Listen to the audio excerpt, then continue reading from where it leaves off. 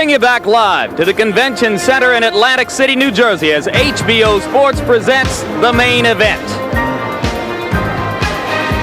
Former heavyweight champion Mike Tyson takes on top contender Alex Stewart. The fight is scheduled for 10 rounds. So now, with aspirations of fighting the winner of Holyfield and Foreman, Mike Tyson again takes center stage in this ancient facility. The night before a sellout crowd, Tyson faces a potentially tough test on his comeback trail. There may be no title on the line, but Mike Tyson provides an electric jolt to a fight crowd, a unique one. There's nothing quite like the feeling at ringside as you await the opening bell of a Mike Tyson heavyweight fight. And as I mentioned to you earlier in the broadcast, we at HBO Sports have covered Mike Tyson for the past 4 years, bringing you every one of his fights since before he won the heavyweight championship. We believe we have profiled him and reported on him in virtually every way, shape, and form possible through a relationship which has not always been completely friendly.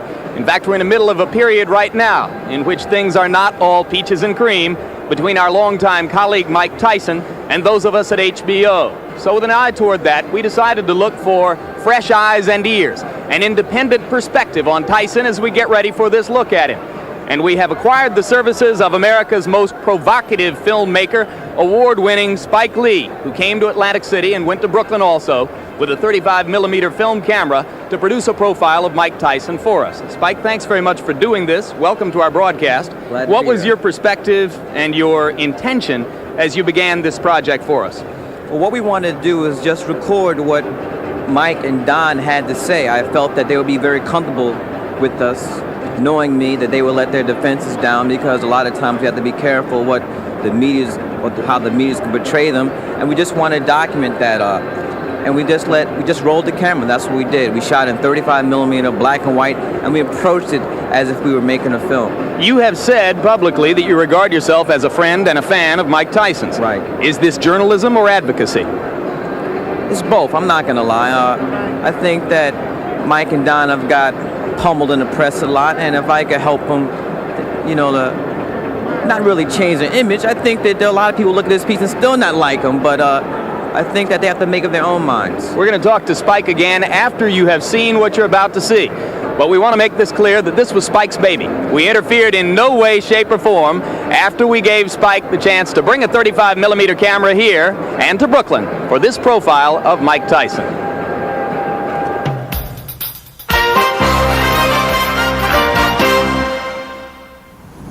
I'm not afraid of anything. I'm not afraid of anything. There's nothing that I'm afraid of, you know what I mean? And that's why I'm the individual that I am. You know what I mean? I walk it like I talk it.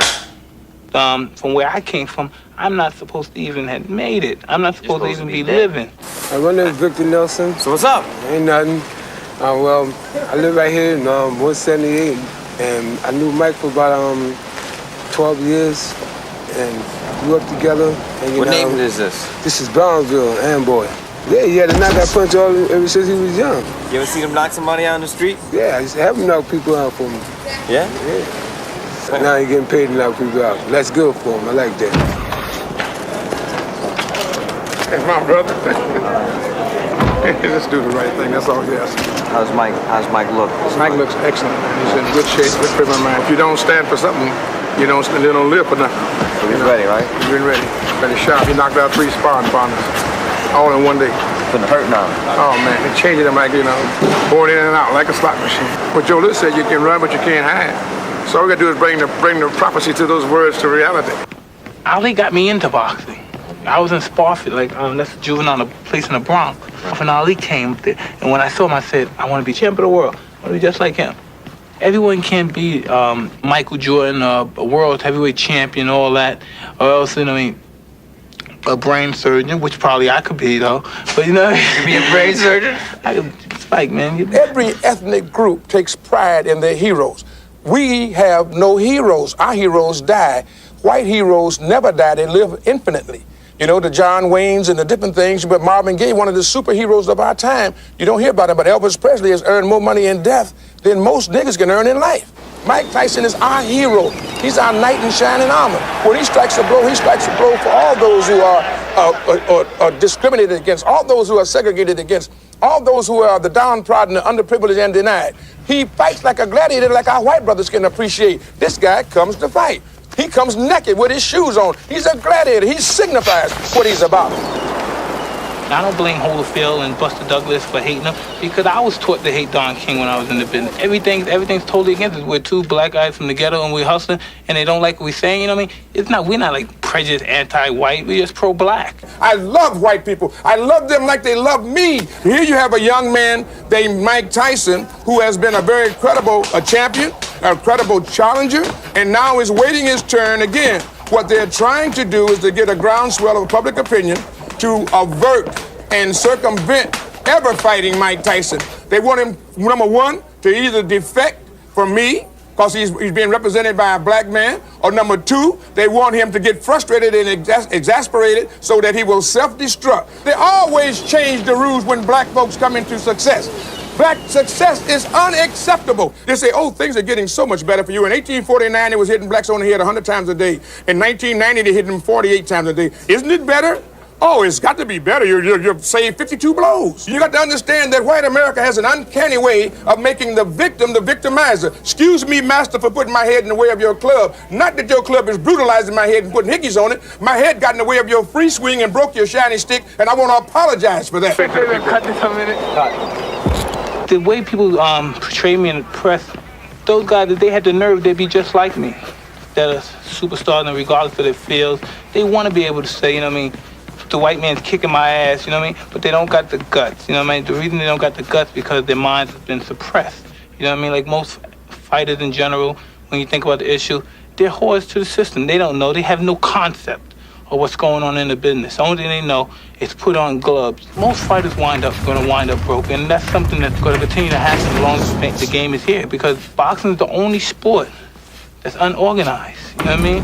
You don't have to be a college professor, you know what I mean? Guys, lawyers, you know what I mean, get out of their field, they retire from their field, the law field, and come into boxing because they feel that's the easy way they can make a dollar, because they can pimp the fighters. You gotta speak up, Mike, so we hear you. Talking. We're gonna play this game called basketball today, okay? Right. Most of you know how to play this better than me, so we're gonna try to do something. What you want me to dunk on your money? Come on, man. You ain't dunk no boy. I know you a boxer, man. Do what you can do. Do it. If I gotta play, you want me to do? What you want me to do? What you want me to do?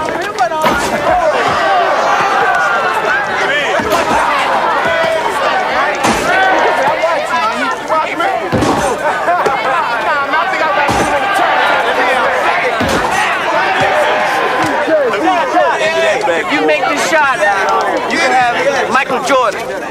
All right. I gotta take off my coat.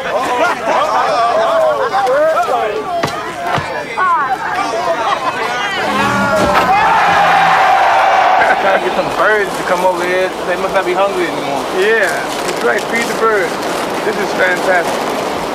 Another war, man, inside and outside the ring, but we shall continue to prevail. Working together works. With you and I together, undeniably, it's a combination that's unbeatable. I love it when the Jews love the Jews. I think that's noble. Italians love Italians. When Irish love Irish. But when a nigga loves a nigga, it's an unpardonable sin. We can't be white. You're a nigga till you die. If you're a poor nigga, you're a poor nigga. If you're a rich nigga, you're a rich nigga. But you never stop being a nigga. And if you get to be educated, you're just an educated nigga. You understand? Depravity, poverty, ignorance, lecherousness, lewdness, evil. Everything that was negative and unholy was attributed to the black people. And everything that was holy and glorified was attributed to the white people. The money, the wealth, the power. And with the blacks, it's the powerlessness that we have to be able to deal with against the power. You got to understand that negative associations coupled with blackness is what make these things happen. It's been a condition of racism since this country was founded 400 years ago. Because working together worked. Go ahead. When I refused, you know what I mean, to be like the rest of the brothers, you know what I mean, they evaluate their success by how far they can get away from the other niggas. They say, well, ooh, I live in Beverly Hills, there's a number of white people around my neighborhood, so I know I'm successful. You know what I mean? That's cool, you know what I mean? If you want an ego, you want that on your address, you know, this is where I live, and you tell them go back. But go back to the neighborhood and tell the brothers, this is where I live at, man, come see me. You know what I mean? Don't just say, well, this is where I want to be and this is where I'm staying, I want to stay where I want to meet the friends around the neighborhood. You know what I mean? Because that's not reality. That's not reality at all. And reality, you know, means a lot to me because I live it. I know who I am and I know what I represent. And I'm happy with myself, you know what I mean? I'm happy with who I am. A provocative climax to a provocative look at Mike Tyson. HBO Sports prepares for the main event.